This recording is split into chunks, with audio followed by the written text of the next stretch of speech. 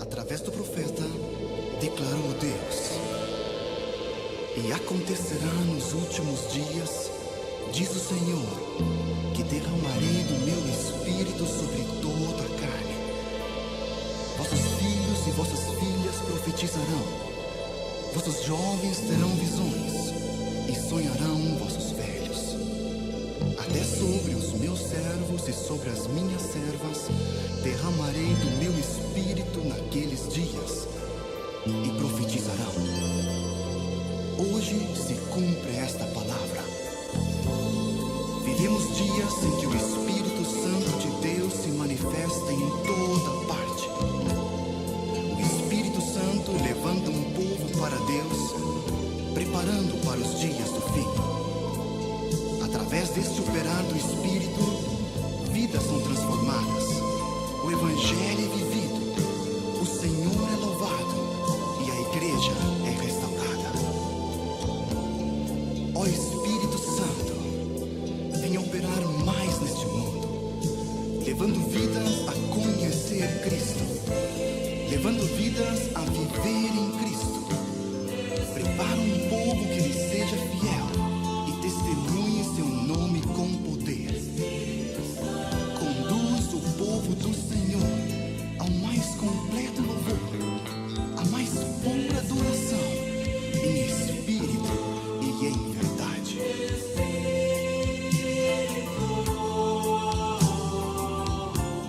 Espírito Santo de Deus, vem controlar todo o meu ser, vem dirigir o meu viver, o meu pensar, o meu falar, o meu sentir, o meu agir.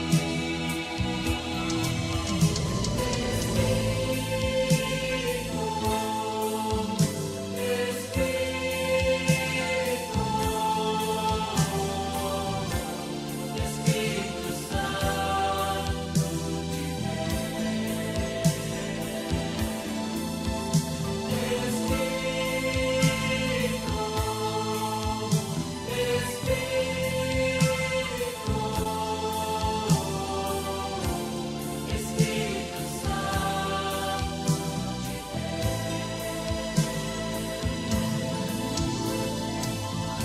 vem controlar todo o meu ser,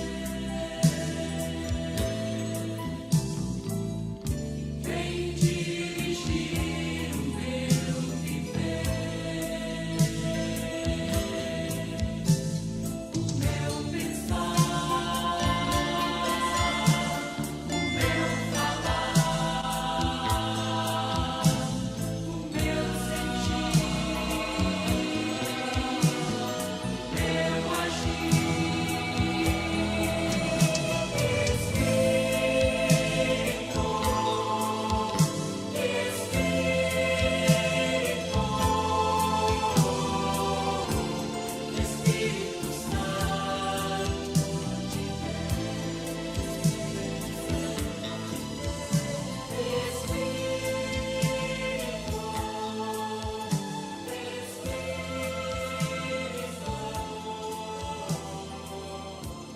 Espírito Santo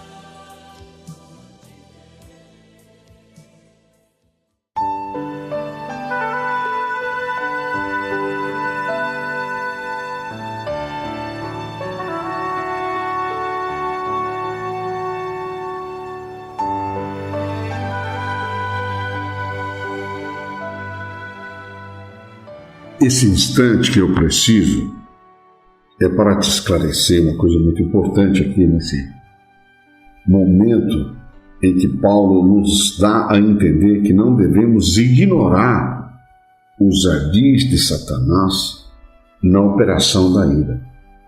Quando ele diz, irai-vos e não pequeis, ponto e vírgula, Eu esqueci de falar algo muito importante para vocês.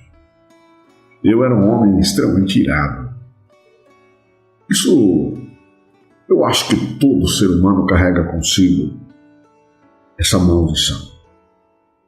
É muito raro ver alguém realmente manso e humilde como Jesus. Isso é algo assim muito importante. Então, muitas vezes, nós desconhecemos a verdadeira razão da ira. Eu me recordei que eu tenho estudado muito sobre a ira, exatamente porque eu vigio a minha conduta. Eu vigio meus sentimentos, minhas emoções, meu entendimento, minha postura. Eu procuro o tempo inteiro vigiar o meu caráter, né? E eu deixei de dar a você a interpretação exata, né? Irai-vos, né? Como se você tivesse uma liberdade para se irar, né? Você tivesse uma permissão, né?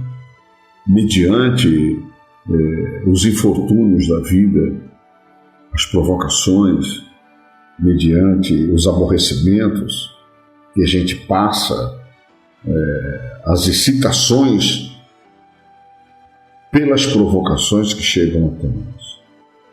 Então, eu quero acrescentar alguma coisa para você entender. A ira é um sentimento de ódio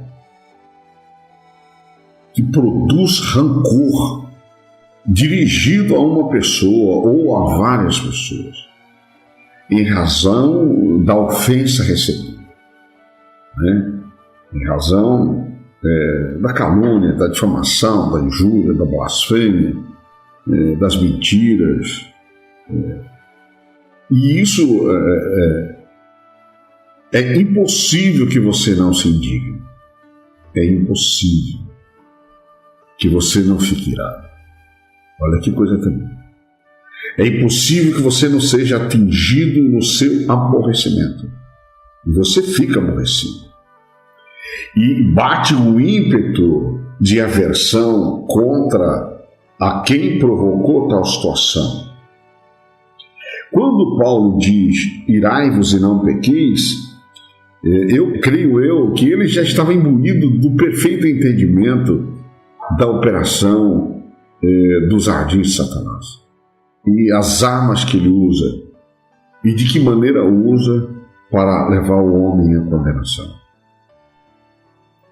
Então a ira, ela provoca, o objetivo da ira é provocar fúria, a cólera. O objetivo da ira é a vingança, a punição, a raiva contra alguém ou contra os alguéns, né? Contra os muitos que provocam a sua vida. O objetivo da ira é gerar dentro de você ódio,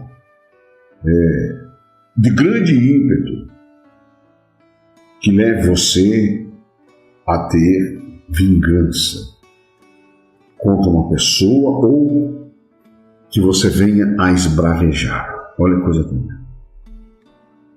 Então, eu lembrei o exercício que eu faço nesses momentos. Eu falei muito assim, fecha a boca, você tem que buscar a caridade, buscar a piedade, ser manso, mas eu não caracterizei essa realidade para você. Sim, é verdade, você tem que ser manso, mas é impossível você adquirir a mansidão sem a temperança e sem o equilíbrio, que é trazido exatamente pelo exercício da fé que se opera pelo poder do Espírito Santo. Porque a mansidão é um espírito, a temperança vem do Espírito Santo e o espírito de equilíbrio também vem do Espírito Santo. E da onde vem a ira, pastor? Aí é que está o grande mistério. Como está lá em Romanos 4,15, meu querido. A lei é que opera a ira. Está lá em Romanos 4,15, eu quero levar você até lá e ver aquela batalha que Paulo nos fala, o bem que eu quero não faço, o mal que eu não quero esse faço, começa aqui, ó. Olha, Romanos 4,15. Porque a lei opera a ira. Olha a coisa também. A ira é provocada pela lei, que é o que Paulo revela que estava dentro dele e que está dentro de qualquer criatura. E a lei opera em nós a morte, porque a ira opera para a morte, porque ela faz o homem esbravejar. No ímpeto de aversão contra alguém, não só esbraveja, como a pessoa excitada pela provocação, que levou à irritação e à raiva, a pessoa deseja a punição da outra criatura, que foi o caso dele, levando punição àquele casal de adúlteros. Ele estava furioso, ele voltou a ser criatura passada, porque dentro dele estava aquilo que ele não imaginava, a lei que opera a ira. E ele não tinha entendimento dessa realidade, como muitos de nós não temos. Então, meu amigo, ele entendeu que a lei do Espírito de vida era boa, ela era espiritual. Então ele compreendeu que ela era carnal, vendido do seu pecado, isto é, sem domínio de seu ser, vendido, entregue, escravo, porque o que faço não aprovo, pois o que quero, isso não faço, mas o que aborreço, isso faço. E se faço o que não quero, consinto com a lei espiritual que é boa, de maneira que agora já não sou eu que faço isso, mas o pecado que habita em mim. Eu sei que em mim, isto é, na minha carne, não habita bem algum, e com efeito querer estar comigo, mas não consigo realizar o bem, porque não faço o bem que quero, mas o mal que não quero se faça, porque a ira está ali operando, para você esbravejar, para você aborrecer. Na ira, no enfurecimento, você deseja o mal para outra criatura, você mede, você julga, você condena, você sente amargura, sente vingança, você sente o desejo até de matar, porque você está revoltado, enfurecido, irritado. A cólera, ela foi lançada dentro de você. E o que eu lembrei também?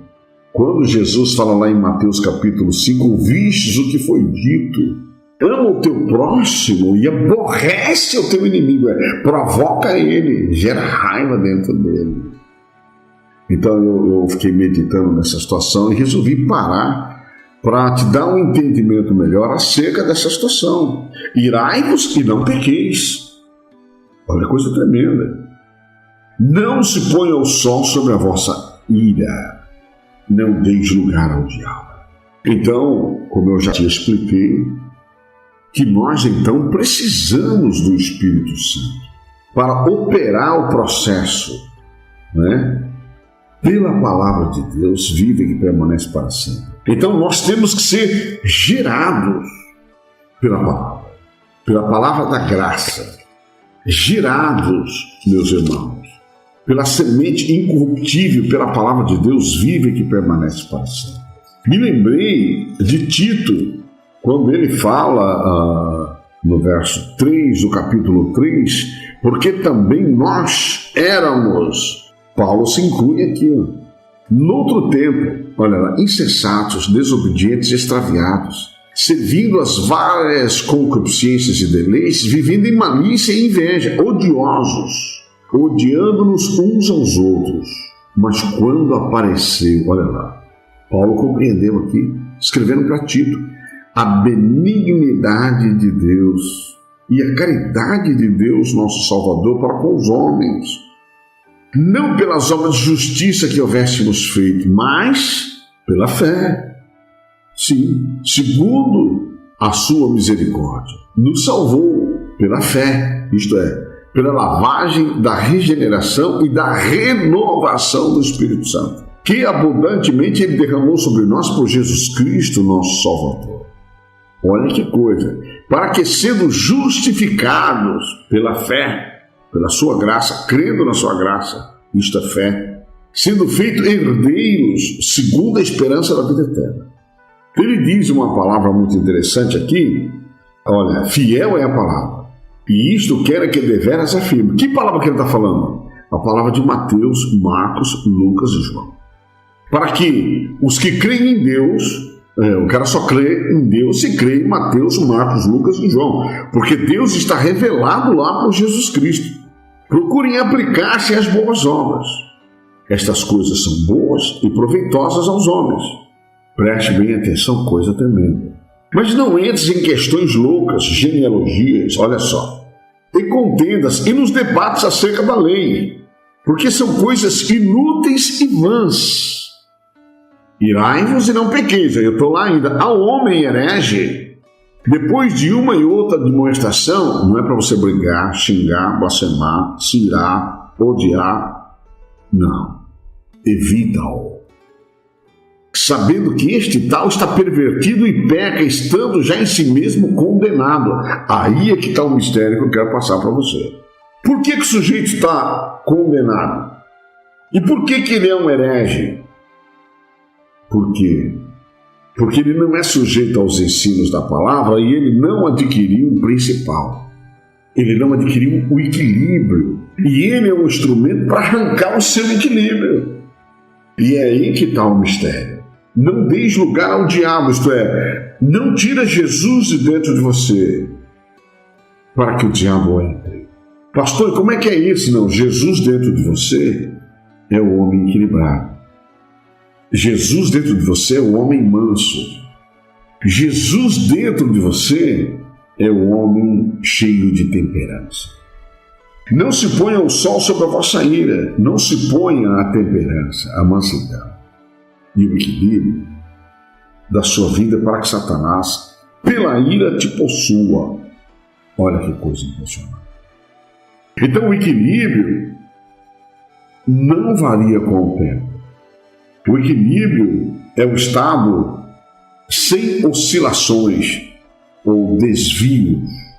O equilíbrio, ele mantém a estabilidade emocional e espiritual, porque ele gera dentro do ser a moderação, o estado inalterável das suas emoções, isto é, você tem domínio, autocontrole do seu ser, domínio próprio, é um fruto do Espírito Santo, acrescentado da prudência e do comedimento. O que significa que você vai em busca da temperança, que é a qualidade e a virtude de quem é moderado, comedido, sóbrio. Coisa impressionante. E dentro dessa realidade, você tem o hábito de poupar as suas palavras, os seus sentimentos e a sua postura. Então você economiza as suas emoções de modo ponderado, calmo, de quem pode temperar suas atitudes e se retira. Se retira da onde? Se retira da contenda, da peleja, do debate, depois de uma e outra demonstração, porque o papel do inimigo é levar você à indignação e o outro diz assim, ué, cadê a sua caridade? Cadê a sua piedade? Cadê a sua misericórdia? Jesus não está dentro de você? Pegou? Então, eu estou dizendo isso porque eu já fui vítima dessa situação. Tentando convencer uma pessoa do erro, e depois eu ouvi como pergunta essa afronta. Você não disse que tem caridade? Você não disse que está pregando piedade? Você não diz agora que é um homem manso, de gênio brando? Porque o manso, ele tem gênio brando. Ele tem uma índole pacífica. Dentro do seu ser, no homem manso, ele é pacato e opera dentro dele a tranquilidade, a quietude da alma, a serenidade e a bondade. O homem manso, ele é domesticado, amansado, inofensivo. Olha, coisa tremenda. O homem dócil, o homem manso, ele é dócil. Ele não é selvagem. Ele não é feroz ou arisco. O homem manso, ele é leve. Ele tem aversão a escândalos ou a rebelião. Porque ele traz consigo a calma, o tempero em suas ações e que pode refrear as suas atitudes. Então eu fiquei impactado com essa realidade, meditando, e resolvi então dar uma pausa e falar isso para você antes de mais nada. Por quê, meus irmãos? Eu preciso levar você ao perfeito entendimento agora e te mostrar a que altura chegou o apóstolo Paulo. Irai-vos e não pequeis. Que coisa tremenda. Como é que você pode irar e não pecar? Só através da temperança, da moderação, da mansidão, da bondade, de ser exercitado. Então você tem que exercitar a mansidão, assim como você tem que exercitar a piedade. Você tem que exercitar a caridade. Então, quando Paulo ouviu minha graça te basta, meu poder se aperfeiçoa na fraqueza, Paulo então foi compreender que a lei estava dentro dele. E ela teve governo sobre ele, como está lá em Romanos capítulo 7. Ela teve governo e mantinha ele preso, e ele não tinha domínio das suas ações. Assim acontece com todo ser humano. Quando ele fala no verso 21, acha então esta lei em mim, que quando quero ser manso, moderado, equilibrado, olha a coisa tremenda, presta bem atenção, quando eu quero ser sereno, tranquilo, eu quero ser comedido, ponderado, calmo, presta bem atenção, inofensivo, o mal está comigo. Qual mal estava com ele? E que está dentro de cada pessoa? A fúria, a indignação, a vingança, o ímpeto da aversão contra alguém que faz a pessoa esbravejar, medir, julgar, caluniar, difamar, porque está irritado. E a pessoa acha que Deus vai perdoá-la depois simplesmente. Não, não é assim. Não deis lugar ao diabo. Então, não ignoreis os ardis de Satanás. Eu estou falando aqui meio por parábolas, mas se você for sábio, você pega. Ele diz, porque segundo o homem interior, eu tenho prazer na mansidão, na bondade, eu tenho prazer em ser sereno, domesticado, amansado, inofensivo, eu tenho prazer em ser temperado, calmo, tranquilo, eu tenho prazer em ser equilibrado. Mas veja em meus membros, olha lá que coisa, veja em meus membros outra lei que batalha contra a lei do meu entendimento e me prende debaixo da lei do pecado que está nos meus membros.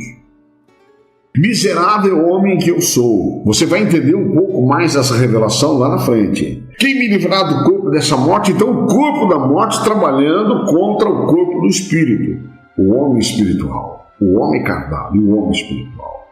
E o corpo da morte é onde está a operação da lei. Enquanto ela não for apagada, ela mantém o homem preso e ele continua totalmente dependente de Deus. É isso que Paulo está dizendo. Dou graças a Deus por Jesus Cristo, nosso Senhor, assim que eu mesmo, com o entendimento, sirvo a lei de Deus, mas com a carne a lei do pecado. Muita gente não entende isso aqui. Como é que ele poderia servir a Deus em espírito e ao mesmo tempo com o corpo do pecado, com a carne do pecado? Tudo isso eu vou explicar lá na frente. Mas você está com pressa, né? Você quer entender, não é? Então eu posso te dar uma palhinha. A resposta está lá em João 15. A resposta está lá em João 15. João 15 é uma revelação impressionante. E eu vou trazer ela para você. Caminhando aqui na revelação, eu vou te mostrar. Aqui mesmo, meu irmão, rapidamente, você pode confirmar comigo em Romanos capítulo 8, que quando ele entra, no capítulo 8 ele diz: a nova vida debaixo da graça, segundo o espírito de santidade e adoção. Não é segundo o espírito de celibato, porque celibato não é santidade. Celibato é abstinência sexual, não é santidade. Isso é qualquer um pode fazer em qualquer canto, em qualquer lugar. Na macumba, no candomblé, na umbanda, na quimbanda, na magia negra, eu digo porque eu fui de lá. E o cara fica 3 meses, 5 anos sem fazer sexo. Celibato é uma opção de não querer fazer sexo. É só isso. Não é imposição divina. Não é imposição, e não é doutrina divina, porque não está na revelação do Evangelho. Então, vamos entender isso aqui. Não está na revelação do Evangelho? Não. Me diga onde é que está escrito celibato pelo menos uma vez no Novo Testamento. Só uma só, por favor. Me acha escrito nos escritos de Mateus, Marcos, Lucas e João. Me acha escrito nas cartas de Romanos, Coríntios, Gálatas, Efésios. Me diga. Filipenses, Colossenses, Tessalonicenses, 1 Timóteo, 2 Timóteo, Tito, Filemão. Me acha? No livro de Hebreus, Tiago, Pedro, 2 Pedro, 1 João, 2 João, 3 João, livro de Apocalipse. Me acha aonde está escrito a palavra celibato. Então, você vai entender nessa revelação que eu estou pregando acerca dos 2 tempos do apóstolo Paulo e vai compreender a transformação da vida desse homem. Vamos lá. Ele diz aqui, portanto, agora, nenhuma condenação há para os que estão em Cristo Jesus, que não andam segundo a carne. Quando você imagina que não andam segundo a carne, meu querido, pastor, o que significa não andar segundo a carne? É simples. É você observar, porque as obras da carne são manifestas, as quais são prostituição, impureza, lascívia, idolatria. E você tem idolatria, às vezes até pela sua mulher, pelo seu marido, pelo seu filho. Você pode idolatrar o seu pai, sua avó, seu avô. Você pode idolatrar qualquer pessoa. Como você pode idolatrar os bens objetos.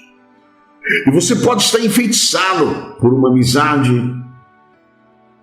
Que coisa tremenda. Você pode, meu querido, estar na impureza sem tocar em nenhuma pessoa, por exemplo. Você pode fazer sexo pelo celular, sexo virtual. Você pode estar na impureza da sua alma, do seu espírito e manter o seu corpo em celibato. Você pode se prostituir pela internet e pode ser um celibatário.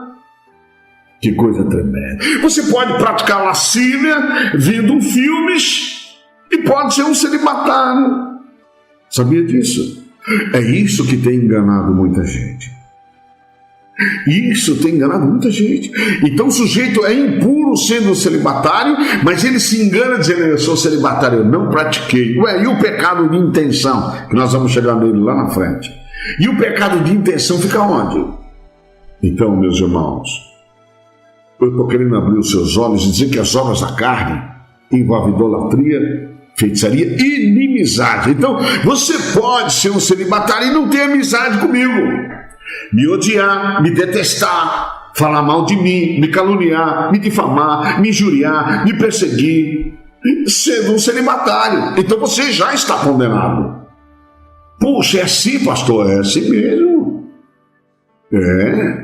Você pode ser um celibatário e estar nas porfias, nas simulações, nos ciúmes, na ira, olha aí, na ira, nas pelejas, nas dissensões, nas heresias, tudo sendo um celibatário. E acha que o celibato abre as portas do céu para você. Não abre.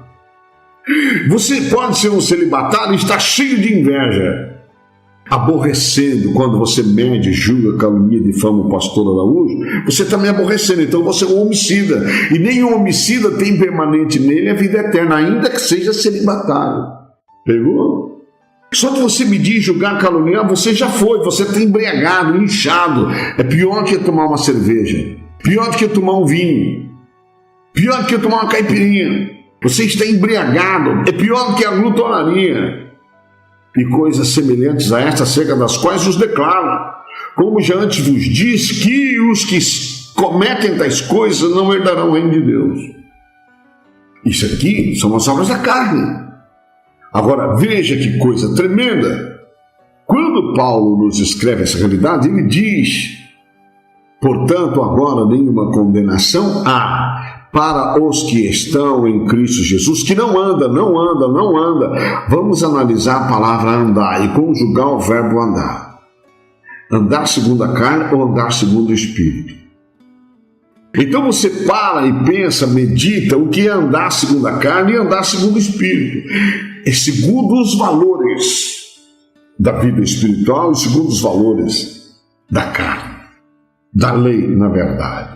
Por quê? Olha lá o verso 2. Porque a lei do Espírito de vida em Cristo Jesus me livrou da lei do pecado e da morte. Então nós temos duas leis para comparar, para estudar, para meditar, para entender, para conceber e decidir qual das duas nós temos que administrar a nossa vida. Paulo compreendeu essa realidade de tal maneira que nos escreveu não só esse versículo, meu irmão, mas ele teve como referência a palavra de Jesus Cristo. A palavra de Jesus Cristo. Lá em João capítulo 8, no verso 36, que diz: ora, o servo, verso 35, não fica para sempre em casa. O filho fica para ser tratado. Olha que coisa. Está lá a resposta, lá em João 15. Resposta lá em João 15. O servo não fica para sempre em casa. O servo do quê? O servo da lei. A lei do pecado e da morte. O servo do ódio, da ira, da raiva, da cólera, da contenda, peleja, dissensão, das iras, heresias, das maldades, perversidades, da mentira, da falsidade. O servo do fingimento. E muitos que eu conheci eram todos celibatários, falsos, fingidos, dissimulados. Então veja, o filho fica para sempre em casa. Aí cabe uma pergunta: pastor, então por que o senhor não ficou na sua antiga igreja? Não, eles me mandaram embora. Por que o senhor não ficou com o seu antigo pastor? Ele não me aceitou e me dispensou diante de 200 pessoas. Sabe por quê? Eu tenho personalidade e caráter, tenho postura, idoneidade. E quando eu questiono o que é a verdade e ninguém me responde, tem duas coisas: ou o sujeito é mentiroso, ou ele não quer se dispor comigo. E como ele tem poder e autoridade, ele me dispensa. Classicamente, foi o que aconteceu. Diante de 200 testemunhas. Sabe por quê? Eu tenho um argumento.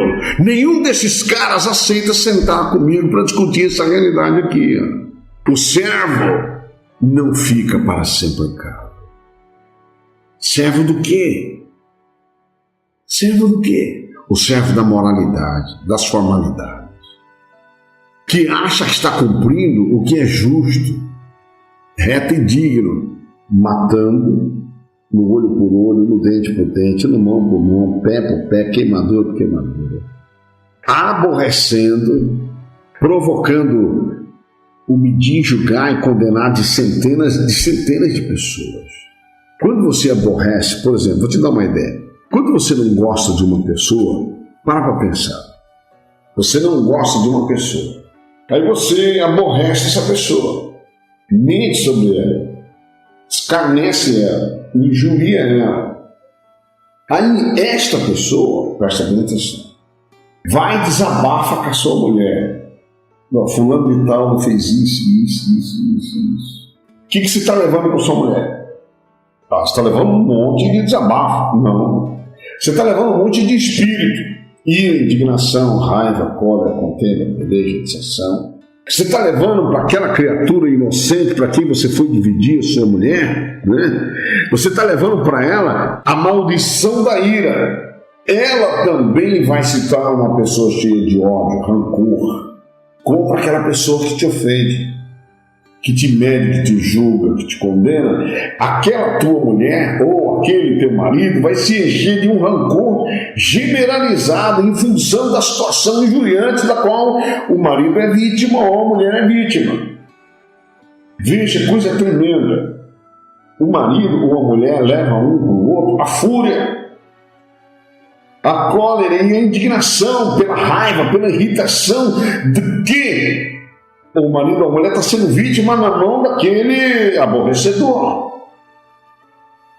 Então, você está jogando em cima daquela criatura, além do grande ódio, o ímpeto de aversão contra a pessoa aborrecedora. E a pessoa que você está tendo ela como amigo, ou esposa, ou marido, passa a sentir o mesmo que você. ela também mede, julga, condena, esbraveja, se ira, se enche de amargura, de ressentimento, vingança, rancor. Agora você para pensar. Aí o teu marido resolve na casa do pai, da mãe, do teu sogro, tua sogra, e lá conta tudo que fulano, Beltrano está fazendo com a sua mulher. Digamos que seja o seu marido a vítima, lá vai a sua mulher na casa do teu sogro e da tua sogra, e lá conta aquela mesma história. Que espírito está levando lá para casa do teu sogro, da tua sogra e do teu sogro? 4. Está levando o espírito da ira. Agora analise o teu sogro, tua sogra, contando isso para todos os filhos, que também ou para as filhas, que conta para os maridos e para as esposas, e que vai contando para a parentela. Aí eu pergunto para você, quantas pessoas estão envolvidas na condenação do servo do pecado? Quantas? Me responde. Então, quando eu estava na minha antiga igreja, nem tudo que faziam comigo, eu, por exemplo, contava para minha mulher, eu não falava. Eu sabia que minha mulher não tinha equilíbrio, ela não tinha capacidade emocional para administrar os sofrimentos que eu passava, as humilhações que eu passava. Minha mulher não tinha gênio brando, quem conheceu ela sabe disso. Minha mulher não tinha uma índole pacífica, ela era cheia de amargura e de ressentimento. E eu ainda não tinha revelação para tratar essa situação. Então minha mulher, ela sofria, ela não tinha aquele equilíbrio, não tinha controle, papas na língua, queria ir à desforra e tirar limpo. Então o que eu fazia? Moderadamente, equilibradamente, mansamente, temperadamente, eu guardava em meu coração. E sabe o que eu fazia? Salmo 37. Não te indignes por causa dos malfeitores. Não te indignes por causa dos maus feitores. Nem tenhas inveja dos que praticam a iniquidade, porque cedo serão ceifados como a erva e murcharão como a verdura. Eu vivi essa realidade durante 6 anos na minha antiga igreja, calado. Quando eu cheguei em casa, por exemplo, e disse, olha, eu não prego mais no rádio, mas o que aconteceu? Eu disse, nada, simplesmente eu vou tirar umas férias aí, eu vou parar para pensar. Ela falou, puxa, então o sonho dos passarinhos e dos peixinhos se cumpriu? Eu disse, se cumpriu. Os passarinhos estavam tudo com a boquinha aberta, pedindo comida, e não tinha. E os peixinhos dentro da piscina, tudo com a boquinha aberta, querendo ração, e não tinha. Era o que eu pregava pelas 3 emissoras de rádio na época. Não te indignes por causa dos malfeitores. Não, eu não tive ódio, ira, raiva, cólera. Era um homem de um equilíbrio impressionante. Quem me conheceu sabe o quanto eu era manso, o quanto eu era temperado, o quanto eu era sereno, comedido. Eu poupava as palavras, praticamente não ria muito, e o meu sorriso era só de canto de boca. Eu tinha um equilíbrio que eu me recordo com saudade, e eu estou buscando ele de volta, sabe por quê? Naquele tempo eu vivia sem lei. Eu vivia sem lei, eu só estudava a revelação, tanto que eu cheguei aqui, no verso 3, confia no Senhor e faz o bem. Habitarás na terra prometida, a Jerusalém celestial, o monte Sião do Altíssimo, e verdadeiramente serás alimentado com as revelações eternas, que é o que eu estou passando para você hoje. Deleita-te também no Senhor, e Ele te concederá o que deseja o teu coração. Então, tudo que eu queria não era o ouro e a prata, era mais do que isso. A sabedoria e a inteligência espiritual. Eu queria os conselhos de Deus. Tudo o que eu mais desejava em meu ser, o conhecimento. Aleluia! Tudo o que eu mais queria é entendimento. Era tudo que eu pedia para Deus. E eu tive e tenho, para a glória de Deus Pai. Então, o que eu fazia? Entregava o meu caminho ao Senhor. Confiava nele. E sabia que Ele faria todas as coisas. E Ele fez. Ele fez. Então, quando eu volto a João 8, eu lhe digo, ora, o servo não fica para sempre em casa. Eu estava disposto a ficar para pregar o Novo Testamento, a nova aliança de Deus com os homens, o conserto de Deus, mas acontece que ele já estava desamparado e ninguém me aceitava. Esse era o problema. Eu também vim para o que era, mas eles não me aceitaram. São detalhes que eu não posso nem ficar falando. Então eu posso lhe dizer, se pois o Filho vos libertar, do olho por olho, do dente por dente, mão por mão, pé por pé, queimadura por queimadura, verdadeiramente sereis livres. Olha que coisa tremenda. Isso, meu amigo, está lá em João 15. O mistério está lá. Tudo que eu estou pregando aqui vai para lá. Então eu quero deixar claro para você que quando Paulo fala, porque a lei do Espírito de vida em Cristo Jesus me livrou da lei do pecado e da morte, ele também fala lá em Gálatas capítulo 2. Quer ver? Vamos dar um pulo lá. A batalha da igreja é muito grande. Quando você lê Gálatas capítulo 2 inteiro, você vê que Paulo fala uma coisa interessante no verso 1. Depois, passado 14 anos... Preste bem atenção. Olha aqui, ó. Se Paulo não tivesse sido moído, macerado, humilhado, pisado, liquidificado, peneirado, para ser purificado das obras da lei, isto é, das obras da carne, Deus não poderia levá-lo a Jerusalém 14 anos depois. Veja que lá, em 2 Coríntios, ele fala, conheço um homem, entendeu? 2 Coríntios capítulo 12, é tremendo, meu querido, é algo assim espetacular. Então você tem que saber conjugar o verbo junto comigo e entender. Olha só o que ele diz no verso 2, né? Vamos ler o verso 1 do capítulo 12. Em verdade que não convém gloriar-me, mas passarei as visões e revelações do Senhor. Ele fala na terceira pessoa. Conheço um homem em Cristo que há 14 anos, se no corpo, não sei, se fora do corpo, não sei, Deus o sabe, foi arrebatado até o terceiro céu. E sei que o tal homem, se no corpo, se fora do corpo, não sei, Deus o sabe, foi arrebatado ao paraíso e ouviu palavras inefáveis, de que o homem não é lícito falar. Sabe quanta coisa eu não posso falar, meu amigo, também? Eu não posso falar. Eu tenho revelações que eu falo em particular, 10, 14, 15 anos, eu não posso falar. As pessoas não vão entender, não vão compreender. E alguns que já sabem, é verdade, pastor, como é que está o fulano lá, não? Sem saber, o cara vai se jogar mesmo de cabeça no pecado, na iniquidade, na transgressão, sem nenhum pudor. Por quê? Porque ele leva a graça de Deus em vão. Então Paulo não pode falar, como eu também não posso, certas coisas. Mas ele disse, foi arrebatado ao paraíso e ouviu palavras inefáveis, de que o homem não é lícito falar. De um assim me gloriarei eu, mas de mim mesmo não me gloriarei, senão nas minhas fraquezas. Olha, senão nas minhas fraquezas. Porque se quiser gloriar-me, não serei inércio, porque direi a verdade. Mas deixo isso para que ninguém cuide de mim mais do que em mim vê ou de mim ouve. Eu estou na mesma dimensão. Graças ao Espírito Santo, graças ao Pai das Luzes, onde não há sombra de dúvida nem variação, e os meus mais íntimos sabem disso. Não é lícito falar. Eu falo por parábolas, como ele também falava, e eu vou mostrar claramente aqui. Então, quando ele diz, e para que não me exaltasse pelas excelências das revelações, sabe o que acontece? Ele já tinha se exaltado.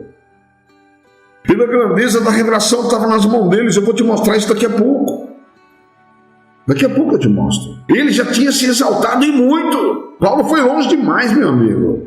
Ele tinha que cair para as fraquezas, para que a graça de Deus bastasse a ele e ele pudesse tirar as obras da lei, não só da sua vida, mas da vida de todo aquele que crê e quer viver pela fé no temor do Senhor.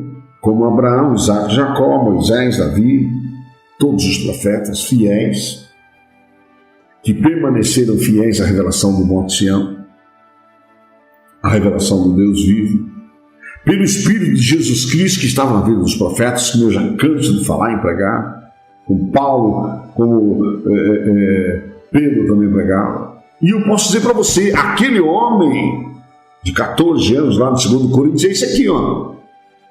Depois, presta bem atenção, meus irmãos. Presta bem. Eu posso até voltar um pouquinho aqui, só para você entender muito rápido, né? Veja, quem era Paulo?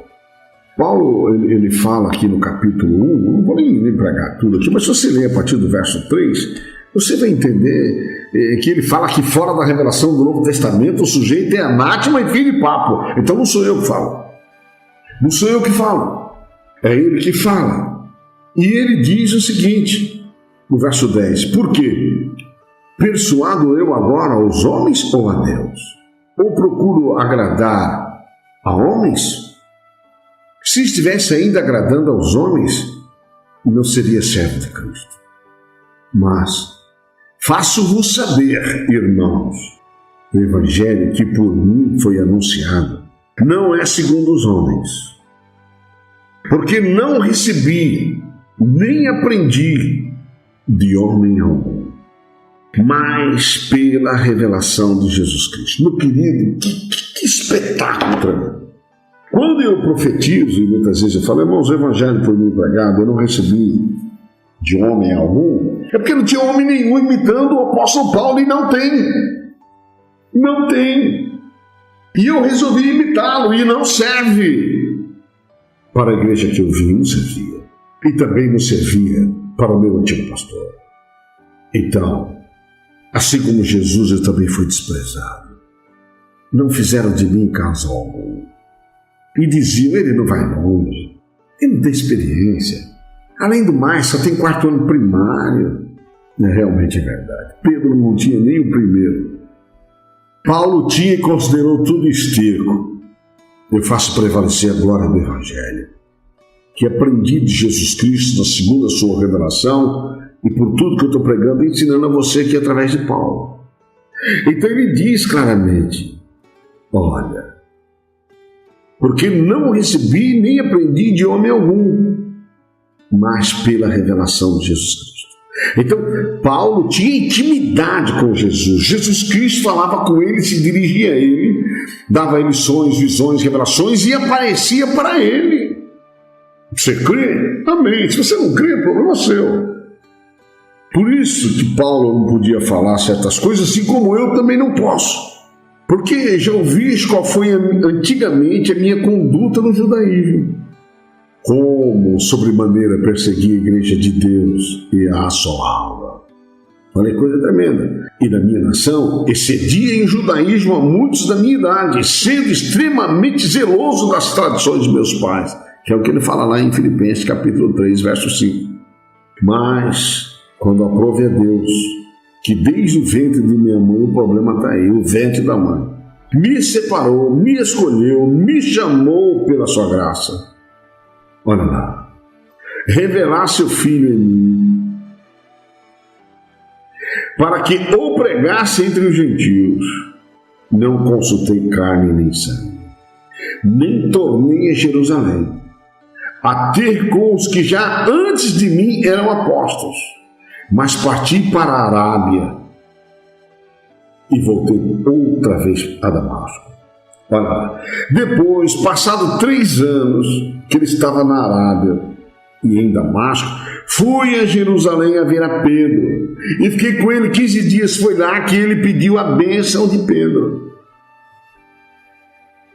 Como novo convertido, precisava ser abençoado e foi lá pedir a bênção de Pedro. E Pedro o abençoou.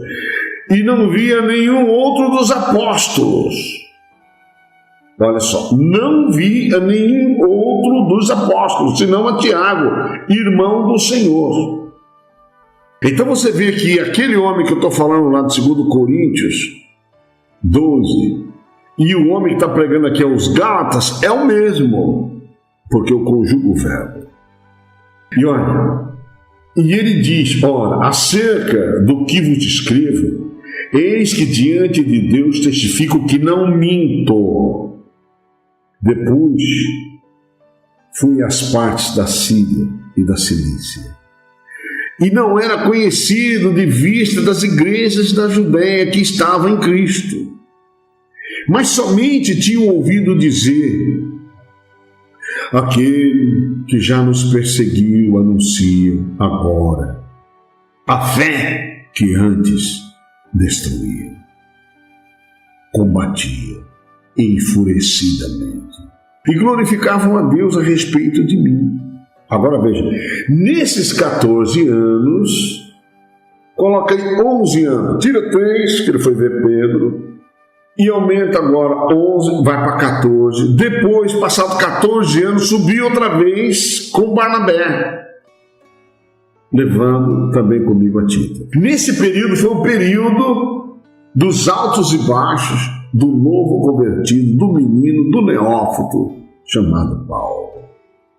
Que coisa tremenda. Pegou agora aquele homem de 14 anos, não sei, que recebeu um espinho na carne, parará. Então, vamos lá. Verso 2. E subi por uma revelação e lhes dispus o evangelho que prega entre os gentios, e particularmente aos que estavam em estima, para que de maneira alguma não corresse, eu não tivesse corrido em vão. Olha que coisa tremenda.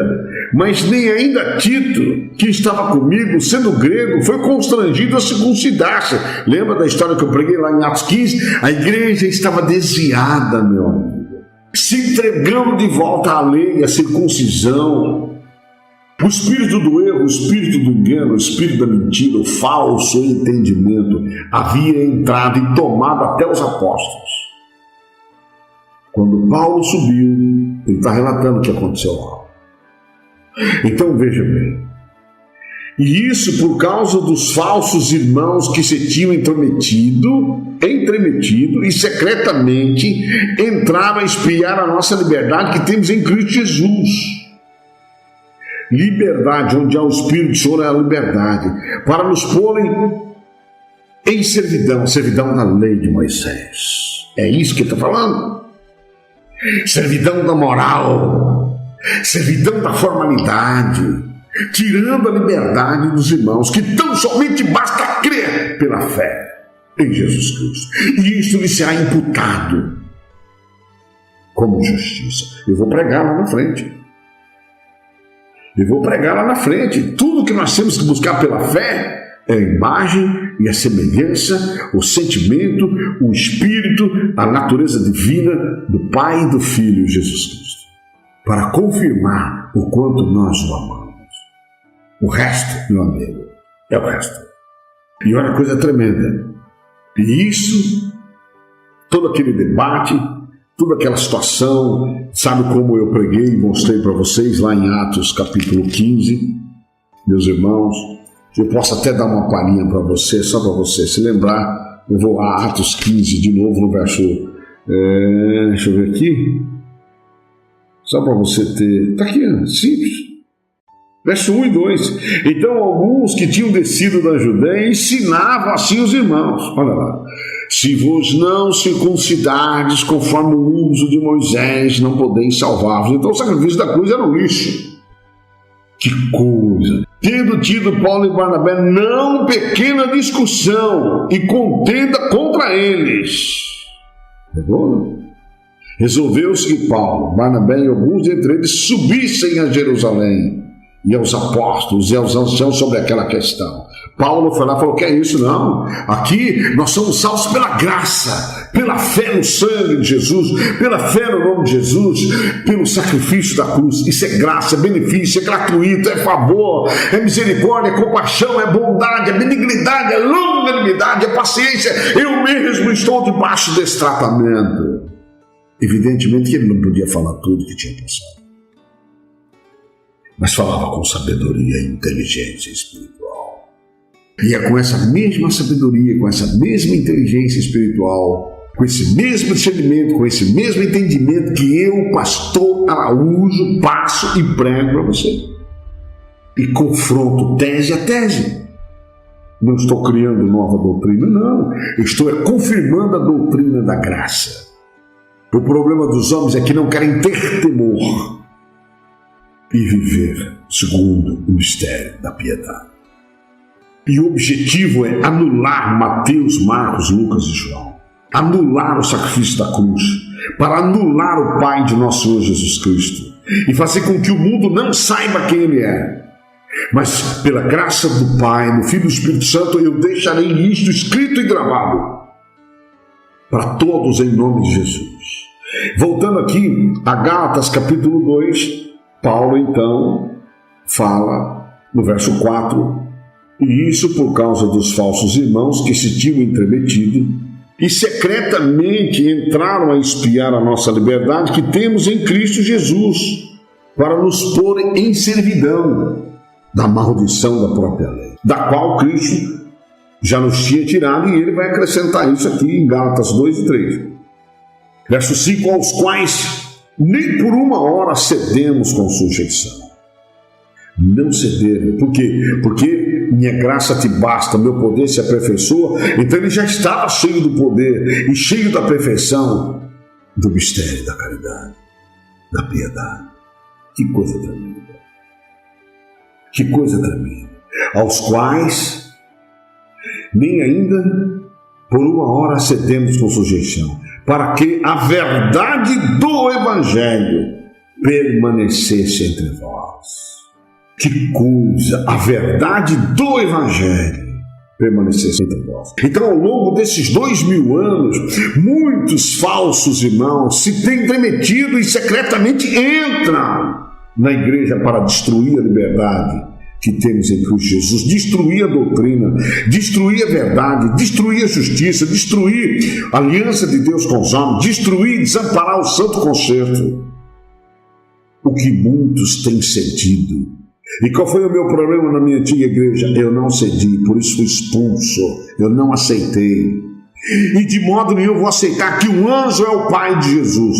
De modo nenhum, sou louco. De modo nenhum. Eu não vim para o ministério dos anjos. Eu vim para o ministério da justiça, para o ministério do Espírito, e não poderia ser sujeito àquela situação. Se eu concordasse com ela, a verdade do Evangelho não estaria comigo até hoje.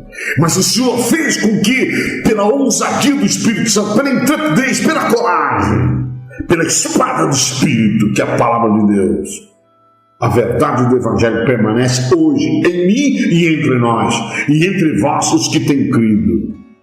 Por isso eu estou trazendo essa revelação para você, entrar para a glória da salvação. Olha o verso 6. E quanto àqueles que pareciam ser alguma coisa, quais tinham sido noutro tempo, não se me dá. Deus não aceita a aparência dos homens. Sabe o que Paulo está falando? Paulo está falando daqueles irmãos antigos que pareciam ser alguma coisa, os quais tinham no outro tempo honra, prestígio, fama, dignidade, respeito. Paulo deixa bem claro, no outro tempo não se me dá, neste momento, possibilidade de ter comunhão com eles. Deus não aceita a aparência do homem, só porque são belos, bonitos e inteligentes, foram os primeiros, não. Cadê a verdade do Evangelho que eles tinham negado e estavam negando? Como hoje acontece? Esses dignos, que pareciam ser alguma coisa, nada me comunicaram.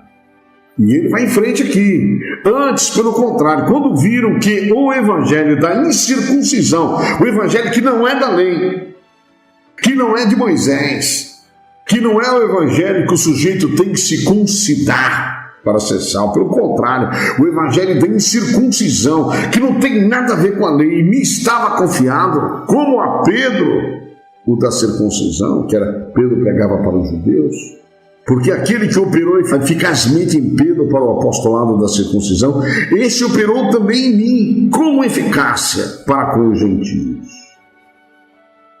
Que coisa também.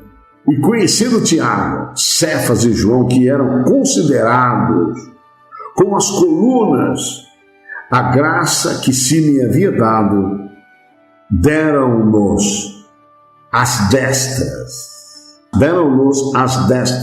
em comunhão comigo e com Barnabé, para que nós fôssemos aos gentios, e eles a circuncisão, recomendando-nos somente que nos lembrássemos dos pobres, o que também procurei fazer com diligência. E chegando Pedro a Antioquia, olha só, lhe resisti na cara, olha que coisa também, porque era reconhecível, porque antes que alguns tivessem chegado da parte de Tiago, comia com os gentios, mas depois que chegaram, se foi retirando, disfarçadamente, dissimuladamente, e se apartou dos gentios, temendo os que eram da circuncisão, temendo os que eram segundo a lei. Esse lei tinha uma força violentíssima até no coração de Pedro. Até no coração de Pedro. Se Deus não pega Paulo, como eu já disse, capacitado, porque ele era circuncidado, ao 8º dia da linhagem de Israel, da tribo de Benjamim, hebreu de hebreus, segundo a lei foi fariseu, segundo o zelo, perseguidor da igreja, segundo a justiça que há na lei, irrepreensível, quer dizer, Paulo conhecia tudo, entendia tudo, compreendia tudo e discernia tudo. E Jesus disse para ele: levanta-te, põe sobre teus pés, porque te apareci para isso, para te pôr por ministro tanto das coisas que tem visto como daquelas pelas quais te aparecerei ainda, livrando-te deste povo a quem agora te envio, para lhes abrir os olhos. A lei fecha os olhos. E das trevas, a lei gera as trevas da ira e do ódio, os converteres à luz do entendimento, do amor, da piedade, da caridade, tirando-os do jugo e do poder de Satanás a Deus, a fim de que recebam a remissão dos pecados e sorte entre os santificados pela fé em mim. Está lá em Atos capítulo 26, verso de 12 ao 19. Pelo que, ó rei Agripa, não fui desobediente à visão celestial. Então tudo que eu falo eu confirmo. Então preste bem atenção, voltando a Gálatas 2, tudo isso para te falar de duas leis, meu amigo. As minhas teses, elas são comprovadas. Veja, então Pedro foi se retirando e apartou-se deles, temendo os que eram da circuncisão. E os outros judeus também dissimulavam com ele, de maneira que até Barnabé se deixou levar pela dissimulação. Você sabe o que significa dissimulação, meu amigo?